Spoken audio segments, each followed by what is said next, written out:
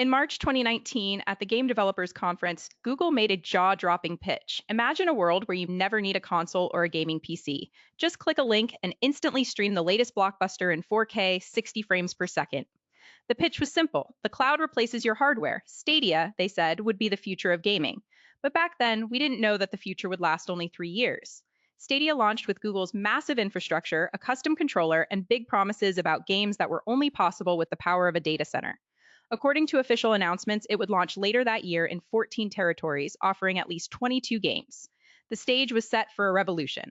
So, what went wrong? When Stadia finally launched on November 19th, 2019, the reality hit hard. To start playing, you needed the Founders Edition, $130 for a Chromecast Ultra, a Stadia controller, and 3 months of Stadia Pro. After that, Pro cost $10 a month. But here's the kicker: that subscription didn't include most games. You still had to buy them at full price. The Verge reported the details: $130 starter kit, $10 monthly fee, and separate game purchases.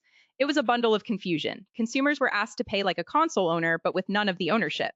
The model was neither a Netflix for games nor a traditional store. It was both, and it satisfied nobody. Critics immediately questioned who this was for. A platform lives and dies by its games, and Stadia's launch lineup was thin. On November 11th, Google revealed the list: 22 titles. IGN reported that it included big names like Red Dead Redemption 2, but many were older games you could already play elsewhere. There were no blockbuster exclusives, no must-have titles you couldn't get on a PlayStation or Xbox. The promise of games only possible on Stadia evaporated. Even the marquee launch title, Destiny 2, was already free on other platforms. The message was muddled. Cloud gaming was supposed to enable new experiences, but Stadia delivered a Me Too catalog. In a world of Fortnite and Call of Duty, it felt like showing up to a party with last year's hits. Even the setup had friction. To play on a TV, you needed the Chromecast Ultra and the Stadia controller, Wi-Fi connected, not Bluetooth to your PC.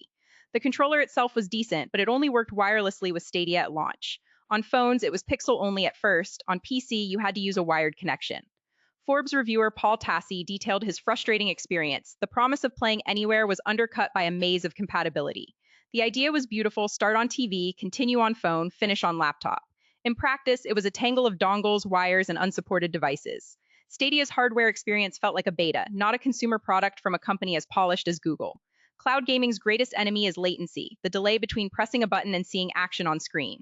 For Stadia, it was supposed to be tamed by Google's global data centers, but in reality, many players experienced noticeable input lag. Forbes' review called it a technical disaster, describing how even brief stutters could ruin a fight in fast-paced games. Tassi tested on a Chromecast Ultra and PC, encountering lag that made competitive play impossible. The service demanded a perfect internet connection, something many homes didn't have, and even with good speeds, the experience varied wildly. Google's mitigation plans didn't prevent the foundational flaw: the laws of physics still apply. When every millisecond counts, Stadia's stream often counted too many. The reviews landed, and they were brutal. Forbes headlined Google Stadia Launch Review, a technical, conceptual disaster. The article dissected the business model and technology, calling it a hard sell from day one.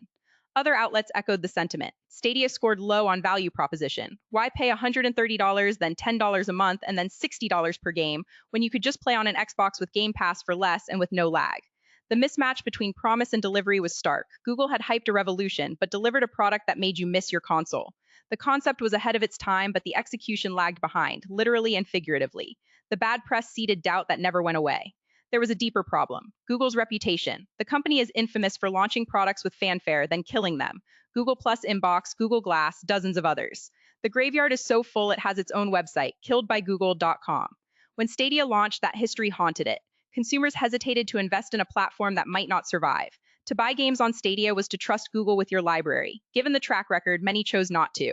According to DCD, Google's product-killing reputation eroded consumer trust. Even after Stadia's launch, Google added fuel to the fire by shutting down projects. The message was clear: Stadia might be next. Every outage, every silence from Google felt like a step toward the inevitable. In February 2021, just 14 months after launch, Google made a move that confirmed the worst fears. It shut down its internal game development studios. Stadia Games and Entertainment, led by industry veteran Jade Raymond, was closed. Hundreds of developers were let go. The ambition of creating exclusive, cloud-native games died overnight. DCD reported that days earlier, the head of Stadia had praised the studio's great progress.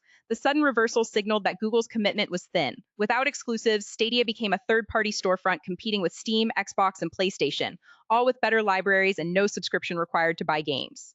The message to consumers was loud and clear: Google wasn't all in on Stadia, and if Google wasn't, why should you be? While Stadia stumbled, competitors refined cloud gaming.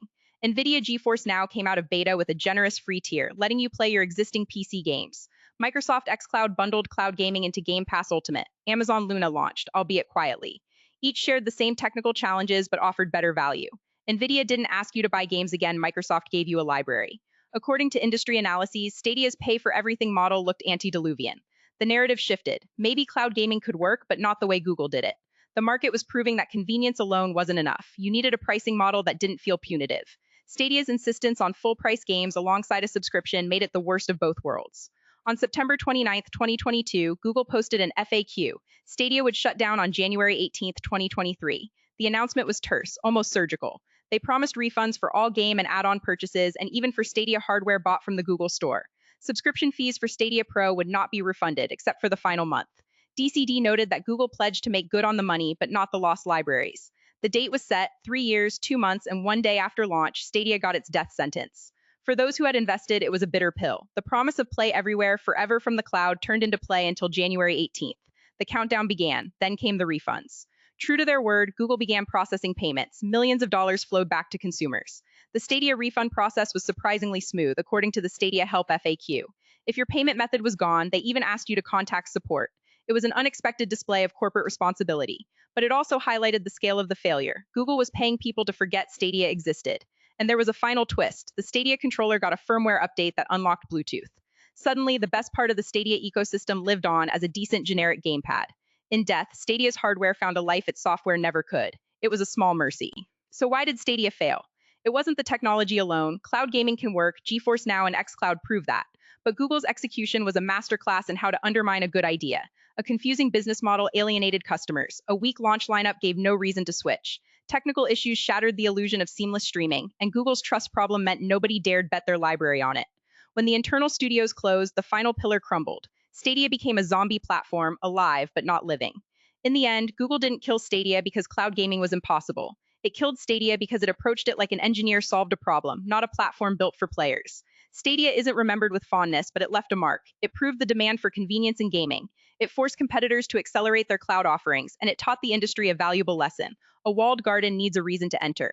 Google's mistake was assuming its brand and infrastructure were enough. Now, as cloud gaming matures, Stadia's ghost lingers, a warning that technology without trust and features without value lead to the graveyard.